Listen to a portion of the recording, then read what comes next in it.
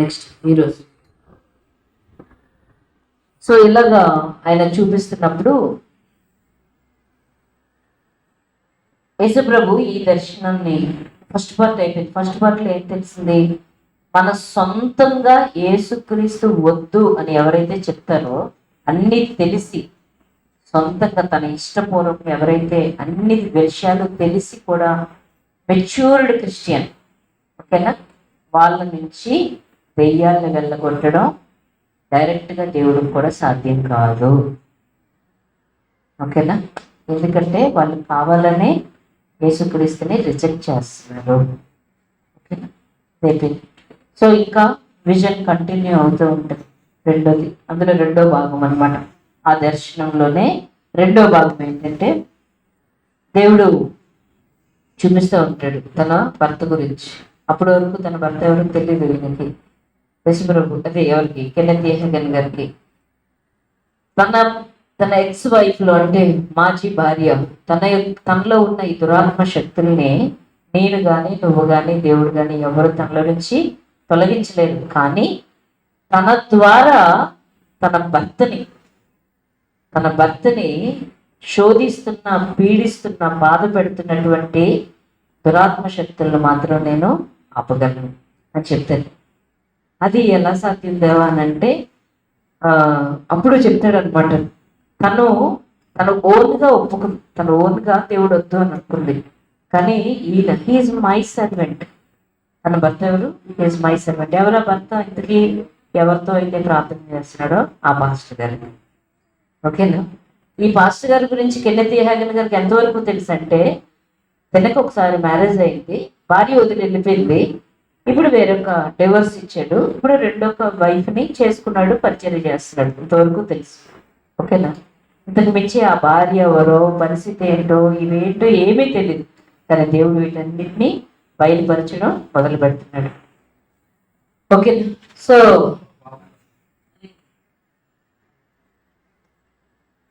ఏమవుతుందంటే ఈ పాస్టర్ గారిని తన హెరెస్ చేస్తూ ఉంటుంది అనమాట. ఎలాగా తనలో ఉన్న ఆత్మ ఆ పాస్టర్ గారిని హెరెస్ చేస్తూ ఉంటుంది. అప్పుడు దేవుడు చెప్తాడు, యేసుప్రభు చెప్తాడు, నువ్వు ఆ ఆత్మని గద్దించగలవు, ఎందుకంటే తిను నా సర్వెంట్ కాబట్టి. ఎలా జరుగుతుంది ఇదంతా? ఎందుకు చెప్తున్నాను చూడు. ఎలా జరుగుతుంది అంటే, నాకెలా అధికారం ఉంటుంది అన్నప్పుడు దేవుడు చెప్పింది ఏంటంటే, he is the member of the church. సంఘంలో ఒక భాగం, నువ్వు ఒక భాగాన్ని, నేను ఒక భాగాన్ని. ఈ అధికారాన్ని బట్టి నా సంఘంలో, అంటే తన సంఘం అని కాదు, సంఘం సార్వత్రిక సంఘంలో తను నాకు చెందిన భాగం కాబట్టి యేసుక్రీస్తు నామంలో తనని పట్టి పీడించే దురాత్మ శక్తులు, తనని బాధ పెడుతున్నవి, పీడిస్తున్న దురాత్మ శక్తిని యేసుక్రీస్తు నామంలో నేను బంధిస్తున్నానని చెప్పు అని అంటాడు. ఇంతేనా నేను చెయ్యాలి అని అడుగుతాడు. ఇంతేనా చెయ్యాలి అంటే కెన్నెత్ హేగన్ గారి ఉద్దేశం ఏంటంటే, చాలా పెద్ద దురాత్మ కదా, ఆ మనిషిని నరకానికి తీసుకెళ్ళిపోతుంది కదా, ఎంత పెద్ద దురాత్మని నేను ఇంతేనా వేసినామలో పో అంటాం అంతేనా అని అంటాడు. ఎందుకంటే ఆయన చెప్తాడు అనమాట, మనకి టీచింగ్స్ మనం విన్నవి విని విని విని విని అలిసిపోయినవి ఏంటంటే, పెద్ద దురాత్మను పోగొట్టాలంటే కనీసం ఉపవాసం చేయాలి, కనీసం చాలాసేపు వెయిట్ చేయాలి. అఫ్ కోర్స్ దేవుడు కొన్నిసార్లు నడిపిస్తాడు, పరిశుద్ధాత్మ దేవుడు ఖచ్చితంగా నడిపిస్తాడు. కానీ ఆ సమయంలో దేవుడు చెప్పింది ఏంటంటే, ఇంతే నువ్వు చేయాల్సింది, ఇంకేం చేయాల్సిందే, ఇంతే నువ్వు చేయాల్సింది. వెంటనే ఏం చెప్తాడంటే, యేసుక్రీస్తు ఏదైతే తను బోధించాడో అదే మాట. తనని నరకానికి తీసుకెళ్ళిపోయే దురాత్మ తన మీద, ఆ పాస్టర్ గారి మీద నీకు ఎలాంటి అధికారం లేదు, యేసుక్రీస్తు నామంలో నేను నిన్ను బంధిస్తున్నాను, విడిచి వెళ్ళు అని చెప్తాను. వెంటనే ఒక కోతి లాంటి ఆకారం పరిగెత్తుకుని వెళ్ళిపోవడం చూస్తుంటాడు. వీళ్ళు నవ్వేసుకుంటూ ఉంటాడు, ఎవరు? కెన్నెత్ హేగన్ ఆత్మలు నవ్వుతూ ఉంటాడు, చాలాసేపు నవ్వుతుంటాడు. అప్పుడు ఆయన న్యాచురల్ రెల్మ్కి వస్తాడు. ఓకేనా, అప్పుడు ఈ పాస్టర్ గారు కూడా కనబడతారు ఆయనకి. పాస్టర్ గారు కూడా సేమ్ అలాగే నవ్వుకుంటూ ఉంటారు. ఎంతసేపు నవ్వుకున్నారో తెలియదు. కానీ ఇదంతా అయిపోయాక, మొత్తం అంతా అయిపోయాక, బ్రదర్ ఎందుకు మీరు, పాస్టర్ గారు ఎందుకు మీరు నవ్వుతున్నారు అంటే, అప్పుడు చెప్తాడు అనమాట. అదేంటంటే, అప్పుడు మొదట్లో నేను పెళ్లి చేసుకున్న మొదటి భార్య నాకు ఒక లెటర్ రాసింది. ఏంటో లెటరు, నేను నీ సిటీ వస్తాను, నీ డినామినేషన్ ముందు నేను పొరుగు తీస్తాను, నీ సాక్ష్యాన్ని పోగొడతాను, నేను వస్తున్నానని చెప్తుంది అనమాట. దాన్ని తీసుకుని దాన్ని ప్రేరేపించే దురాత్మ పారిపోవడం నేను చూస్తున్నానండి అని చెప్పి నవ్వేసుకుంటుంటాడు అనమాట. దేవుడు దాన్ని పోగొట్టాడు. అప్పుడు ఈయన ఈ మొత్తం దర్శనం అంతా చెప్తాడు. ఒక స్త్రీ కనపడడం, ఇవన్నీ అక్కడి నుంచి ఎండింగ్ వరకు చెప్తే ఆ పాస్టర్ గారికి మర్తిపోతుందండి. ఎగ్జాక్ట్గా మీరు చెప్పింది రైటు, మీరు చెప్పింది రైటు, మీరు చెప్పింది రైటు. ఆ రోజు చూడండి, ఆ హోటల్కి వెళ్తారు కదా ఆ అమ్మాయి వాళ్ళ పాస్టర్ గారు, నిజంగా అది రైటు. ఒక డిస్ట్రిక్ట్ సూపరింటెండెంట్ అంట ఆయన. ఆయన అంటే కొన్ని జిల్లాలకి మెయిన్ పాస్టర్ అనమాట. ఆయన వెళ్ళడం ఇదంతా రైటే. ఆయన ఎవరో తెలియదు, కానీ ఇదంతా ఎవరు చూపించారు? దేవుడు చూపించారు. సో ఇక్కడ 2 పాయింట్లు అయినా మంచి పాయింట్స్ చెప్పాడు. ఏంటంటే ఆ చర్చిలో కొంతమంది అతన్ని బ్రదర్ అని పిలవడానికి కూడా ఇష్టపడరంట. ఎందుకు? అతనికి డైవర్స్ అయిందండి. డైవర్స్ ఇచ్చాడు, పెళ్లి చేసుకున్నాడు, డైవర్స్ ఇచ్చాడు, ఇప్పుడు ఇంకొక ఆవిడ చేసుకున్నాడని ఆ చర్చిలో కొంతమంది కనీసం బ్రదర్ అని పిలవడానికి కూడా ఇష్టపడరంట. కానీ యేసయ్య ఏమని పిలుస్తున్నాడు? మై సర్వెంట్, నా సేవకుడు. హల్లెలూయా, హల్లెలూయా. దేవుడికి అర్థం అవుతాయండి పరిస్థితులన్నీ, మనుషులెవరికి అర్థం అవ్వవు. అందుకే వెళ్ళి చూపుని బట్టి తీర్పు తీర్చకూడదు. అంత పరిశుద్ధుడైన యేసుక్రీస్తు ఏమని పిలుస్తున్నాడు? My servant. ఈ సేవకుడిని ఇవన్నీ బాధించకుండా ఎంత ఇచ్చాడు అన్నమాట దేవుడు, ఇంత దర్శనాన్ని. అదే టైంలో కెన్నెత్ హ్యాగన్ గారికి ఈ దురాత్మ శక్తుల గురించి అన్నిటి కోసం బోధించను, ఈ వ్యక్తిని విడుదల చేయడం. అదే ఒక దెబ్బకి 2 పెట్టలు అంటారు కదా, ఆయనకి చాలా ఎక్కువ, ఆయన ఒక దెబ్బకి చాలా పెట్టలు పడేస్తారు. అలాగే ఈ వ్యక్తికి విడుదల వచ్చింది. కెన్నెత్ హ్యాగన్ గారికి దర్శనంలో గొప్ప టీచింగ్ కూడా దొరికింది. సో ఆ చర్చిలో కొంతమందికి బ్రదర్ అని పిలవడానికి కూడా ఇష్టపడలేనని ఆయన my servant, my servant, my servant అని పిలుస్తున్నాడు. అంత గొప్ప దేవుడు ఆయన. హల్లెలూయా, ప్రైజ్ ది లార్డ్. సో ఈ విషయాలన్నీ ఆయన ఒక టేప్ చేశాడు, ఒక టేప్ అంటే ఏమంటే రికార్డింగ్ చేసి ఒక పాస్టర్ గారికి ఇచ్చాడు. ఆ పాస్టర్ గారు తీసుకెళ్ళి ఈ విషయాలన్నీ విన్నారు. విన్న తర్వాత కొన్ని రోజులకి కెన్నెత్ హ్యాగన్ దగ్గరికి వచ్చి సాక్ష్యం చెప్పడం మొదలుపెట్టాడు. ఏమనంటే, సాక్ష్యం, మీ టేపులు విన్న తర్వాత మా చర్చిలో చాలా మేలు జరిగిందండి. ఏమైంది అసలు? ప్రాబ్లం ఏంటంటే వాళ్ళ చర్చిలో 3 ఫ్యామిలీస్ ఉండేవారు. ఒకళ్ళు సంఘపతి, ఇంకొకళ్ళు స్కూల్ సూపరింటెండెంట్, ఇంకొకళ్ళు బాడీ మెంబర్. ఓకేనా? అంటే పెద్ద పెద్ద పోస్టుల్లో ఉన్నారు. పెద్ద సిటీలో చర్చ్ అంటారు. 3 మొత్తం చర్చిలో సమస్యలన్నీ 3 కుటుంబాల వల్ల వచ్చేవాడు. ఈ సంఘ పెద్ద అయితే అసలు ఈ పాస్టర్ గారు తీసి పడేయండి అని చెప్పేవాడు.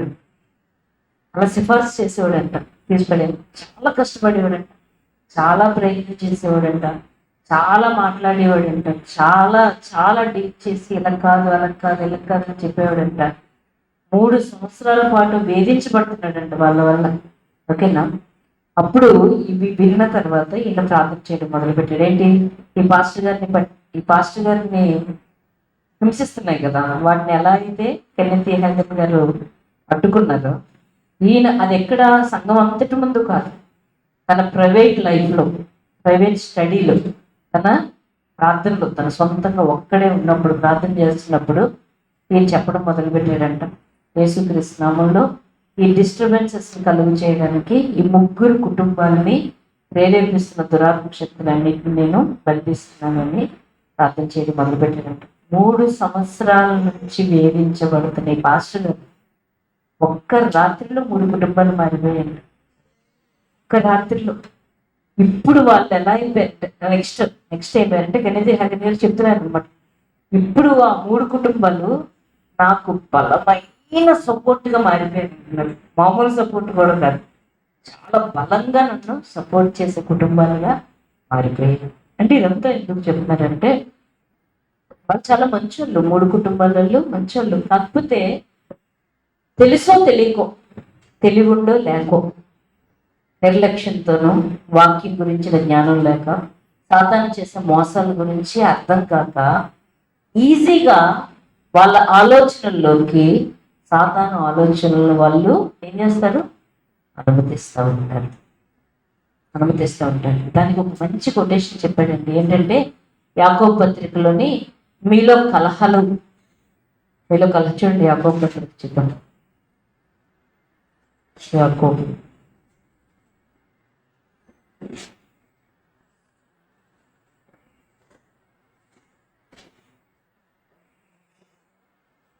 4వ అధ్యాయం 2వ వచనంలో అక్కడ ఒక మాట ఉంటుంది. మీరు పోట్లాడుదురు, యుద్ధం చేయుదురు. అది ఎవరి ఆత్మ? పోట్లాడుదురు, యుద్ధం చేయుదురు. అది ఎవరి ఆత్మ? దేవుడిదా? ఎవరిది?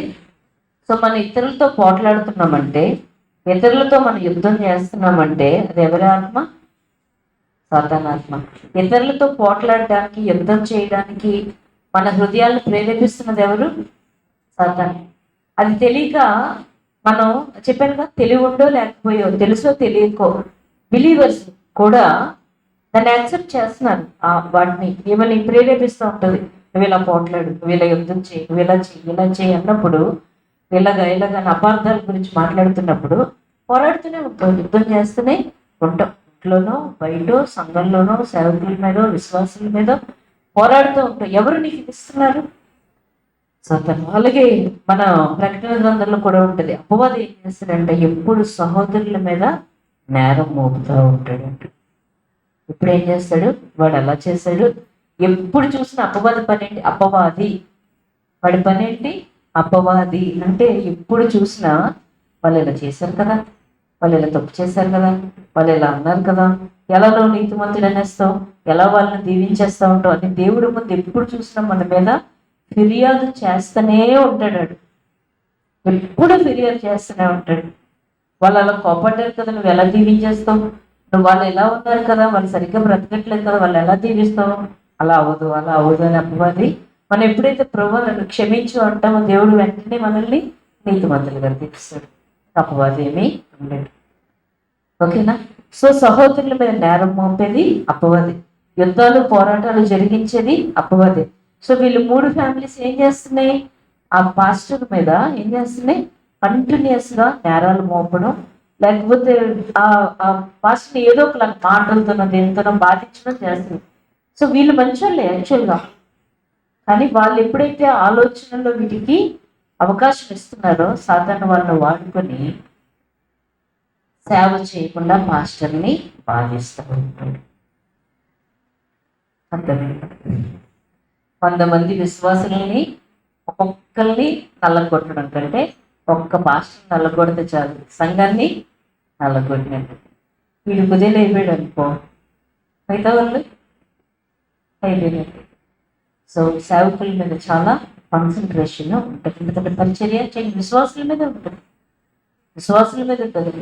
దేవుడు అసలు మనల్ని చీకటి నుంచి వెలుగులోనికి, అలాగే పాపం నుండి పరిశుద్ధతలోనికి, చీకటి నుంచి వెలుగులోనికి మనల్ని నడిపించింది దేనికి? ఆయన యొక్క గుణాతిశయాలని ప్రచురం చేయడానికి. కానీ విశ్వాసులు సేవకులు అనుకుని ఎలాగోలా సేవ చేయాలి కాబట్టి చేస్తూనే ఉంటారు. కానీ విశ్వాసులు అవ్వలేదులే, విశ్వాసమే కదా అని కామన్గా ఉండిపోతారు. సువార్త ప్రకటించరు, ప్రార్థన చేయరు, వాక్యం చదవరు. ఎందుకంటే మోసేవాడు ఎవరొకరు ఉంటాడులే, ఎవరొకరు మోస్తారు, ఎవరొకరు తోస్తారులే వెళ్ళిపోదామని. కానీ దేవుడు ఎందుకు తీస్తారు? ఆయన గుణాతిశయాలను ప్రచురం చేయడానికి చీకటిలో ఉన్న నిన్ను వెలుగులోనికి నడిపించాడు. ఇది చేయకుండా మోసం చేస్తాడు. సింపుల్గా మోసం చేసి అవసరమైన వాటి కంటే కూడా అనవసరమైన వాటి మీద మనసుంచేలా చేసి వాడు చెప్పినట్లు మనల్ని ఆడిస్తాడు దావీదు గారు. కాబట్టి నేను మీ అందరికీ ఒకటి చెప్పాలనుకున్నాను ఈరోజు. ఏంటో తెలుసా?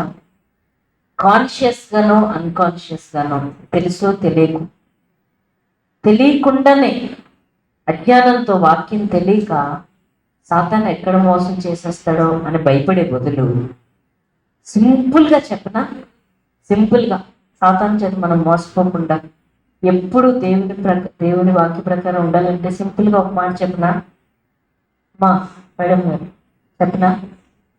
ఎప్పుడు సాతాను చేత మనం మోసపోకుండా నీకు తలనొప్పి వచ్చినా, గుండె నొప్పి వచ్చినా, మనసు చెదిరిపోతున్నా, శ్రమలు బాధలు వచ్చినా, చాలా అన్యాయాలు నీకు జరిగిపోతున్నా, నిరాశలోనైనా నిస్పృహలైనా, మనుషుల మీద చిరాకు వస్తున్నా, మనుషులు నేను కాలు కిందేసి తొక్కేస్తున్నా, ఒక్కటే నీ నినాదం, యేసు నీ వాడు చెప్పు నేను బ్రతుకుతాను. యేసు నీ ఆత్మ ద్వారా నన్ను నడిపించు. సాతాను నాకు రాజు కాదు, యేసు నువ్వు నాకు రక్షకుడివి, నువ్వు నా రాజువి, నేను నువ్వు చెప్పినట్లు బ్రతుకుతానని ప్రతి క్షణం దాంట్లో ఉండు. ఆడు ఎటు నుంచి వచ్చినా నువ్వు బ్రతికిపోతావు. ఎటు నుంచి దాని సొల్యూషన్ అదొకటే. ఎన్ని రకాలుగా నేను మోసం చేయడానికి ప్రయత్నిస్తున్నా, దేవ నీ వాక్యం ఏది చెప్తే నేను అదే ఆలోచిస్తాను, నీ వాక్యం ఏది చెప్తే నేను అదే మాట్లాడతాను, నీ వాక్యం ఏది చెప్తే దాన్నే నేను జీవిస్తాను, నీ వాక్యం ఎలా ఉండమంటే నేను అలాగే ఉంటాను. యేసు నువ్వు నాకు దేవుడివి, నువ్వు నాకు రక్షకుడివి, నువ్వు తప్ప నాకు ఇంకొక రాజు లేడు, నువ్వే నా జీవితానికి ఆధారం, నీ ఆత్మతో నన్ను నడిపించు. ఇది మీ జీవితాలను అద్భుతంగా కాచి కాపాడుతుంది. వస్తాయి, చాలా వస్తాయి, ప్రెషర్స్ వస్తాయి, చాలా కష్టం, చాలా ప్రెషర్ వస్తుంది. ఎలా అంటే డైరెక్ట్గా ఎక్కడ తీసుకెళ్తానంటే బా చేస్తే బాగుంది అన్నది వస్తుంది ఫస్ట్.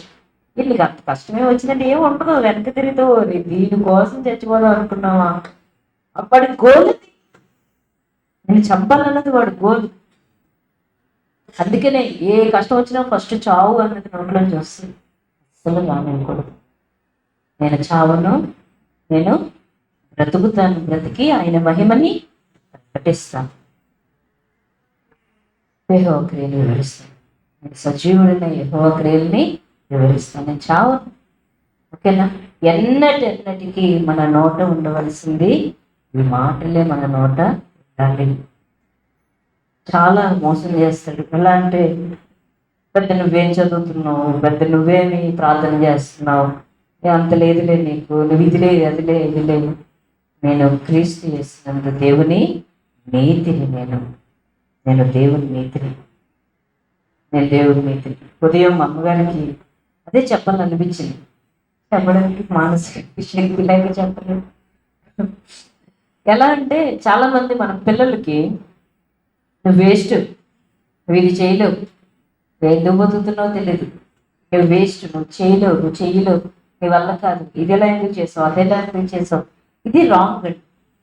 ఇది ఏం చేస్తుంది అంటే పిల్లల్లో ఓహో నేను ఇది చెయ్యలేను, ఇది నా వల్ల కాదు అని. దేవుడు ఎంత తెలివైనడు అంటే తన పిల్లల్ని నువ్వు దేవుని నీతివి, నువ్వు పరిశుద్ధుడివి, నీవు క్రీస్తు యేసునందు సమస్తం చేయగలవు, నీకు అసాధ్యమైనది ఏదీ లేదు, నేను నీకు తోడై ఉన్నాను, నువ్వెన్నడూ ఓడిపోవు, ఇవన్నీ చెప్పాడు. సో ఎప్పుడైనా తప్పిపోతుంటే నేను నీతిని కదా, నేనెందుకు పాపం చేస్తాను, ఇది చొప్పించాలి మన మనసులోకి. నేను బలహీనుని కాదు కదా, క్రీస్తు యేసునందు నువ్వు బలవంతుడు అని చెప్పారు కదా, నువ్వు పరిశుద్ధుడు అని చెప్పావు కదా, నేనేంటి ఇక్కడ ఉన్నాను. ఇది దేవుని స్ట్రాటజీ. నువ్వు దీవించబడతావు, నువ్వు బాగా చేయగలవు, నువ్వు శుభ్రంగా ఉంటావు, యేసుక్రీస్తునందు నువ్వు ఇది అని తన పిల్లల్ని ఎంత బాగా పోషిస్తుందో చూడండి, అద్భుతమని. అలాగే పిల్లల్ని మనం చేయగలవమ్మా, నువ్వు ఇలా చేయగలవు, వాక్యం ఎలా చెప్తుంది, వాక్యం ద్వారా నువ్వు ఇది అని మనం చెప్పాలి తప్ప నీకు ఇది రాదు, నువ్వు ఎలా ఉంటావు, ఎప్పుడు చూసినా అంతే. మనం అనవసరంగా పిల్లల్ని మనం నాశనం చేయకుండా చాలా జాగ్రత్తగా చేయాలి. ఓకేనా? సో ఇది సంగతి. సో ఇది తర్వాత భాగం. అలాగే అన్బిలీవర్ అంటే విశ్వాసం కానివాడి జీవితంలో కూడా, ఒక విశ్వాస జీవితంలో ఆ వ్యక్తి జీవితం కదా, ఒక స్త్రీ జీవితం ఎలా అయితే పనిచేశాడో అవిశ్వాస జీవితంలో కూడా అలాగే పనిచేస్తాడు. ఆ వ్యక్తిని కూడా దేవుడు చూపిస్తాడు. ఫస్ట్ బయట నుంచి మాట్లాడతాడు, దాన్ని ఒప్పుకుంటే లోపలికి వస్తాడు, దాని ప్రకారం చేయడం మొదలు పెడితే యేసుక్రీస్తు వద్దు అనుకుంటే కంప్లీట్గా స్వాధీనం చేసుకొని నరకానికి తీసుకెళ్ళి. సేమ్ అర్థమవుతుందని చెప్పింది. అవిశ్వాసి జీవితంలో పనిచేసినట్టే నీ జీవితంలో నా జీవితంలో పనిచేస్తాడు. కానీ వాడికి నిరీక్షణ లేదు. మనకి ఎవరున్నారు? యేసుక్రీస్తు. కాబట్టి మనం వెలుగులో ఉంటే, మనం వాక్యానుసారంగా ఉంటే, మన ఆలోచనలు వాక్యానుసారంగా ఉంటే, మనం ఆయన ఆత్మను అనుసరించి దాన్ని నడిస్తే ఏది ఎంత మాత్రం మన జీవితానికి ఆయన చేయదు. హల్లెలూయా. సో ఈ ఒక క్వశ్చన్ అడుగుతారు ఎవరు? కెన్నెత్ హగన్ గారు. అది చాలా బాగుంది. ఒక వ్యక్తిలోంచి దురాత్మలను వెళ్ళగొడతాం కదా, ఈ వ్యక్తిని వదిలేయని చెప్తాం కదా, అవి ఎక్కడికి వెళ్తాయి? అవి ఎక్కడికి వెళ్తాయి? లేచి చూసుకుంటే ఆయన అంటే అంతే. ఇంకో లేచి చూసుకుంటే ఈయన వాక్యానుసారంగా భలే చెప్పాడు. నువ్వు నా వాక్యం చదవలేదా? ఒక అపవిత్ర ఆత్మ ఒక వ్యక్తిని వదిలి నీరు లేని చోట్ల వెతుకుతూ ఉంటుంది. అంటే ఎక్కడ తన వాక్యం లేదో ఆ హృదయాన్ని వెతుకుతూ ఉంటుంది. ఎక్కడ దొరకకపోతే తిరిగి తాను వదిలిపెట్టిన స్థలం ఎలా ఉందో చూద్దామని మళ్ళా ట్రై చేస్తుంది. అప్పటికి హృదయం వాక్యంతో నిండి ఉంటే ఇక్కడ నాకు ప్లేస్ లేదులే అని వెళ్ళిపోతుంది. ఖాళీగా ఉంటే మరి 7 ఆత్మలను తీసుకొని వచ్చి చాలా జాగ్రత్తగా ఉండాలి. అందుకే నేను భయపడాల్సింది లేదు. నేను చెప్పాను కదా, ఒకటే దానికి సొల్యూషన్. నేను నీ వాక్య ప్రకారం ఉంటానన్నప్పుడు ఎవరు ఏమి. ఎందుకంటే మనం వెలుగులో నడిచినప్పుడు చీకటి శక్తులకి మన మీద అధికారం లేదని ఫస్ట్ క్లాస్లో చెప్తున్నాం కదా, అవన్నీ చీకటి శక్తులు. మనం వెలుగులో ఉంటే ఏ చీకటి శక్తులు మనల్ని ఏమీ చేయలేవు. మనం ఏంటంటే కొంచెం చీకటిలో నడిచి వెలుగులో ఉన్నవన్నీ అనుభవిద్దామని మన ఆశ. కొంచెం కోప్పడి, కొంచెం ప్రేమ లేకుండా, కొంచెం అసూయతో ఉండి వెలుగులో ఉన్న ఆశీర్వాదాలన్నీ పొందేద్దామని. కానీ అలాగా మనకి కుదరదు. ఏం చేయాలి? ఖచ్చితంగా మనం వెలుగులోనే నడవాలి. హల్లెలూయా. పొందాలి. కాబట్టి మనలో నుండి మనల్ని ప్రేరేపించే దురాత్మ శక్తులు బయటికి ఏంటంటే ఏం చేస్తాయి? నీళ్ళ చెట్లు వెతికి వెతికి వెతికి వెతికి మళ్ళా ఫస్ట్ ప్లేస్ ఎలా ఉందని ఖచ్చితంగా టేక్ కేర్. ఆ విషయంలో చాలా జాగ్రత్తగా చేసుకోవాలి. ఓకేనా? ఓకే. తర్వాత ఇంకొక విషయం కూడా చెప్తాను చూడు. ఏంటంటే ఆయన మీకు సేనాను దెయ్యం పడిన వ్యక్తి గురించి తెలుసు కదా. ఆయన ఎక్కడ ఉండేవాడు? సమాధుల్లో ఉండేవాడు. తన కాళ్ళకి సంఖ్యలని ఎన్ని కట్టినా వదిలేసుకునేవాడు. తన వంటి మీద బట్టలు ఉంచుకునేవాడు కాదు. ఎంతమంది పట్టుకున్నా ఎవరు అతన్ని ఎక్కడ సమాధుల్లోనే బ్రతికేవాడు. యేసుక్రీస్తుని చూస్తాడు, పరిగెత్తుకొని వస్తాడు. దేవుని సర్వోన్నతుడా, నాతో నీకేం పని? అప్పుడే ఎందుకు వచ్చావు అని అడుగుతాడు. నువ్వు వెళ్ళు అని చెప్తాడు. ఆ తర్వాత వెళ్ళిపోయిందని ఉండదు అక్కడ, తెలుసు. చూసారా? అది ఒకసారి తీయండి. ఎక్కడుందో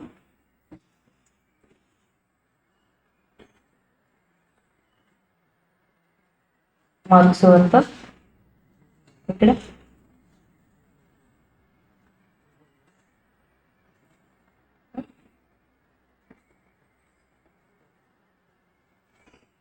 చెప్తారండి. ఇక్కడ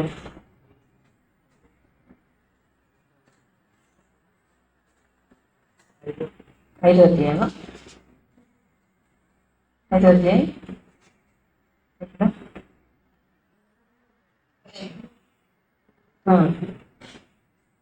దూరం నుండి యేసుని చూచి పరిగెత్తుకొని వచ్చి ఆయనకు నమస్కారం చేసి, యేసు సర్వోన్నతుడైన దేవుని కుమారుడు, నాతో నీకేమీ నన్ను బాధపరుచుకొని దేవుని పేరు నీకు ఆనబడుచున్నానని బిగ్గరగా కేకలు వేసింది. ఎందుకనగా ఆయన అపవిత్రాత్మ ఈ మనిషిని విడిచిపో అని ఆల్రెడీ చెప్పాడు.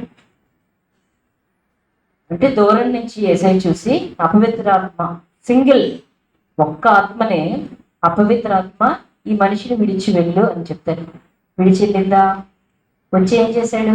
కాళ్ళ దగ్గరకు వచ్చి నన్ను బాధపరుచుకో అని అంటున్నాడు, కానీ విడిచెళ్ళలేదు. చెప్పినాడు ఎవరు? చెప్పింది ఎవరు? యేసు. మరియు ఆయన నీ పేరేంటి అని వాడు అడుగుతాడు. వాడు, నా పేరు సేన, ఎందుకంటే మేము అనేకులమే, మమ్మను ఈ దేశంలో తోలివేయొద్దని, దేశంలో తోలివేయొద్దని మిగిలిన బతిమాలుకున్నాం. ఆ పందుల్లో ప్రవేశించినట్లు మమ్మల్ని వాటి యొద్దకు పంపు అని వేడుకున్నాం. అప్పుడు వాటికి సెలవు, ఇప్పుడు వెళ్ళు అని చెప్తే అప్పుడు అతని నుంచి ఈ 2000 ఆత్మలు వెళ్తాయి. మరి యేసయ్య చెప్పాడు కదా, యేసయ్య చెప్పాడు ఫస్ట్ వెళ్ళని చెప్పాడా, అప్పుడే వెళ్ళిపోవాలి కదా, కానీ వెళ్ళలేదే. ఆయన ఆ వ్యక్తిలోనే ఉండి మాట్లాడుతున్నాయి, అలా కాదు, మమ్మల్ని బాధపరచొద్దు, దయచేసి మమ్మల్ని ఆ పందుల్లోకి వెళ్ళమని చెప్పు అంటే, సరే అప్పుడు వెళ్ళదని సెలవిస్తే అప్పుడు వెళ్ళి. దీనికి యేసుక్రీస్తు కెనెత్ ఏ హాగన్ గారితో చెప్పిన వివరణ ఏంటంటే, నేను సర్వోన్నతుడైన దేవుని కుమారుడిగా ఈ భూమి మీదకి రాలేదు. ఎలా వచ్చాను? నా మహిమను అంతటినీ నేను తండ్రి అంతా వదిలిపెట్టి నీలాగా ఒక విశ్వాసలాగే ఈ భూమి మీదకి వచ్చాను. నేను స్వస్థపరిచిన, నేను దెయ్యాలను వెళ్ళగొట్టిన, నా మీద ఉన్న అభిషేకాన్ని బట్టే నేను చేశాను తప్ప, నేను దేవుని కుమారునిగా ఒక్క అద్భుతం కూడా, ఒక స్వస్థత కూడా, ఒక దెయ్యాన్ని వెళ్ళగొట్టడం కూడా నేను చేయలేదు. సో నేను మొట్టమొదట ఒక అపవిత్ర ఆత్మ నేను గద్దించినప్పుడు అవి వెళ్ళలేదు. అందుకని యేసు నీ పేరేంటి అని అడిగి, అప్పుడు అనేక ఆత్మలు ఉన్నాయి కాబట్టి అప్పుడు వదిలేదు చెప్పాడు. Hallelujah. How great it is. ఒక విశ్వాసి, సంఘంలో ఒక సాధారణమైన విశ్వాసి ఏంటో యేసుక్రీస్తు కూడా అలాగే వచ్చాడు. కానీ ఆయన మీద ఉన్న అభిషేకం సమస్త కార్యాలని జరిగించింది ప్రియులారా. హల్లెలూయా. ఎందుకంటే ఆయన తన మహిమతో రాలేదు, దేవునిగా రాలేదు, ఒక మానవుడిగా, రిక్తునిగా, సాధారణమైన వ్యక్తిగా శోధింపబడుతూ, మనకున్న బలహీనతలు, మనకున్న ఆలోచనలు, మనం పాపానికి ఎలా ఎలా శోధించబడతామో ప్రతి శోధన గుండా, ప్రతి బాధ గుండా, ప్రతి ఎమోషన్ గుండా, సాధారణంగా ప్రతి వ్యక్తికి ఎన్ని లోటుపాట్లు ఉంటాయో ఎవ్రీథింగ్ హీ నోస్. ప్రతిదీ ఆయనకు తెలుసు. ఆయన శోధింపబడినను పాపము చేయకుండేది కనగా, కాబట్టి మన శోధనల్లో మనం ఆయన్ని ఆశ్రయించవచ్చు. నీకు ఎన్ని లోపాలు ఉన్నాయో అన్ని లోపాలు ఆయనకు తెలుసు. కాబట్టి మనం వెళ్ళి, ప్రభువా నా లోపం ఏది అంటే, ఎస్ ఐ కెన్ అండర్స్టాండ్, నేను నిన్ను అర్థం చేసుకుంటాను. నేను నువ్వు ఏ బలహీనతలో ఉన్నావో ఆ బలహీనత వల్ల నేను పాస్ అయ్యాను, కానీ నేను పాపం చేయలేదు. కాబట్టి నాలో నువ్వు ఉంటే నువ్వు కూడా పాపం చేయవు. లోకంలో నీకు శ్రమ కలుగుతుంది, ఆయన నువ్వు భయపడద్దు, నేను లోకాన్ని జయించాను. నీకు ఎన్ని లోటుపాట్లో నాకు తెలుసు, ఎన్ని శోధనలు వస్తాయో నాకు తెలుసు, ఎన్ని బలహీనతలో నాకు తెలుసు. ఆయన ప్రతి బలహీనత గుండా ఆయన తన జీవితాన్ని కొనసాగించాడు, కానీ ఎప్పుడూ కూడా ఆయన పాపము చేయలేదు. కాబట్టి మనకు తెలిసిన పాపం చాలా తక్కువ. ఎందుకంటే మనం ఒక్కొక్కరు ఒక దగ్గర బాగానే పెరిగాం కాబట్టి. భయంకరమైన పాపాలు చేసిన వాళ్ళు, భయంకరమైన దారుణమైన పరిస్థితిలో ఉన్న వ్యక్తుల్ని ఎలా అర్థం చేసుకుంటున్నాడు ఆయన? ఆయనకి మనిషి యొక్క బలహీనతలు తెలుసు. అందుకనే చిన్నప్పటి నుంచి చాలా పర్ఫెక్ట్గా బ్రతికిన వాళ్ళకి పాపం చేసిన వాళ్ళు అర్థం అవడం చాలా ఎంత తప్పుడు జీవితం జీవిస్తుంది అని పక్కకి వెళ్ళిపోతూ ఉంటారు. బలహీనతల గురించి అర్థం చేసుకునే కెపాసిటీ మనుషుల హృదయానికి ఉండదు. నువ్వు కూడా అలా పాస్ అయ్యావు అనుకో కొన్ని బ్యాక్ నుంచి, అబ్బా ఎంత నిజంగా ఎంత కష్టం, దేవుడి దేవుని పాపం చేయలేదు, కానీ ఆ పరిస్థితుల్లో వ్యక్తి ఎంత బాధపడుతుంటాడో నాకు తెలుసు, ఆ బాధ నాకు తెలుసు, ఆ వేదన నాకు తెలుసు అని ఎలా చెప్పగలుగుతావు? నువ్వు పాస్ అయ్యావు. అన్నిటినీ నువ్వు పాస్ అవ్వ అవసరం లేదు. నువ్వు దేవుడు, నువ్వు యేసుక్రీస్తు కాదు. కాకపోతే ఆయన మనస్సు కలిగి ఉంటే చాలు. ఆయన మనస్సును కలిగి ఉంటే చాలు. ఆయన ప్రతి వ్యక్తిని అర్థం చేసుకునే శక్తి ఎక్కడిది? ఆయన మామూలు మనుషుడికి వచ్చాడు. ఆయన మీద ఉన్న అభిషేకమే, అందుకే కొలత లేని అభిషేకం. ఇదంతా ఎందుకు చెప్పానంటే, నేను అభిషేకం క్రింద చేశాను, నువ్వు చేయగలిగేది అభిషేకం క్రిందే. అంతే ఆయనకి మనకి. అందుకని ఆయన మన ముందు తన అడుగుజాడను ఉంచిపోయాడు, తన మాదిరి ఉంచిపోయాడు. ఒక సాధారణమైన మనిషిగా పాపం లేకుండా గొప్ప కార్యాలు చేస్తూ, నాకంటే గొప్ప కార్యాలు మీరు చేస్తారు, నేను చేసిన కార్యాల కంటే గొప్ప కార్యాలు మీరు చేస్తారు, అలానే నేను చేశానని మన ముందు ఒక మాదిరిగా ఉంచాడు. అందుకే మనకి అభిషేకం అన్నది చాలా అవసరం. ఈ అభిషేకాన్ని కోల్పోకుండా ఈ అభిషేకాన్ని భూమి మీద మనం కోల్పోకుండా అభిషేకాన్ని ప్రతిదినము చాలా జాగ్రత్తగా కాపాడుకోవడం అన్నది మన జీవిత విషయం. పాపం, అవిశ్వాసం, ఇతరులను ప్రేమించకపోవడం, వాక్యానుసారంగా లేకపోవడం, ఇవన్నీ మన మీద ఉన్న అభిషేకాన్ని తొలగించేస్తాయి. సేమ్ ఆయన, మనం సేమ్, నువ్వేంటో అదే ఆయన, అంతే. అదే ఆలోచించండి. నాకు అది చదివినప్పుడు బాగా, నేనేంటో అదే ఆయన, నేనెంత బలహీనుడునో ఆయన సేమ్ అంతే బలహీనుడు. నాకు ఎన్ని లోటుపాట్లు ఉన్నాయో ఆయన అంతే లోటుపాట్లు ఉన్నాయి, కానీ ఆయన జయించాడు ఇలా కూడా. హల్లెలూయా. సో మనలో ఎవరైనా దేవుడు ఖచ్చితంగా ఏం చేయగలరు, ఆయన ఏం చేశాడో మనం కూడా అది చేయగలం. ఆయన మనం ఏమై ఉన్నామో అదే అయ్యుండి పాపము లేకుండా జయ జీవితాన్ని ఆయన పొందడం కాదు, ఆయన ద్వారా మనకిచ్చాడు. హల్లెలూయా. హల్లెలూయా. ఇది లాస్ట్ది ఇంట్రడక్షన్ చెప్పి నెక్స్ట్ వీక్ చెప్తాను, ఓకేనా? అందులో 3వ భాగం, ఫస్ట్ భాగం అర్థమైంది కదా. ఫస్ట్ భాగం, ఒక వ్యక్తి తన స్వచ్ఛత్వంతో నాకు యేసయ్యొద్దు అన్నప్పుడు ఎవడు వాళ్ళని ఇంకా విడిపించలేదు, దేవుడు సైతం. రెండోది ఏంటి, మనం వేరొక వ్యక్తిలో ఇతరుల ద్వారా ఎవరైనా బాధించబడతా ఉంటే ఆ దురాత్మ శక్తుల్ని మనం ఏం చేయగలం, ఆపివేయగలం, ఓకేనా? మన ఆలోచన చాలా జాగ్రత్తగా ఉంచుకోవాలి. సాతానికి మనం ఎప్పుడు కూడా మన భావోద్రేకాలు, మన ఆలోచనల ద్వారా ఖచ్చితంగా మన దగ్గరికి వాడు వస్తాడు. తెలుసో తెలియక విశ్వాసులు సైతం వాడికి లొంగిపోయి ఇతర విశ్వాసులను బాధిస్తూ ఉంటారు, సంఘాన్ని బాధిస్తూ ఉంటారు, సేవకులను బాధిస్తూ ఉంటారు.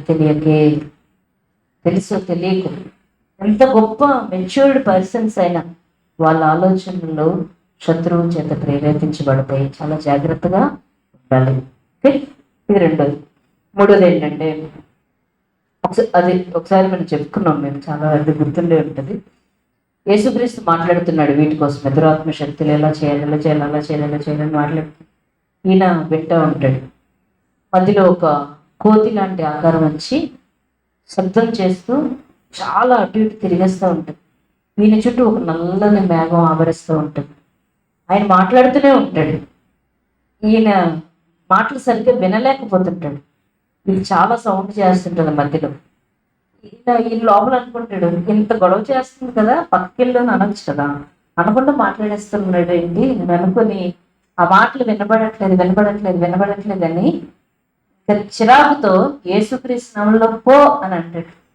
వెంటనే ఒక ఇసుక బస్తా కిందన వేసినట్టు అలా కూలిపోయి పడిపోతాడు. యేసుక్రీస్తు దాని వైపు చూస్తాడు, ఈయన వైపు చూస్తాడు. ఈ మాట్లాడుతున్నప్పుడు ఈ మధ్యలో అడ్డొచ్చింది కదా, ఆపొచ్చు కదా అని లోపల అనుకుంటాడు కదా, కానీ బయటికి చెప్పడు.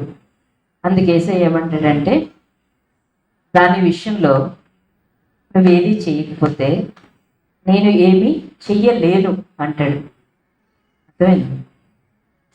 అంటే అప్పుడు ఇతను, ప్రభు నాకు సరిగ్గా వినబడట్లేదా, నాకు సరిగ్గా అర్థం అవ్వడం లేదా, మీరేం చెప్తున్నారు, నేను దాన్ని నమ్మలేకపోతున్నాను అంటాడు.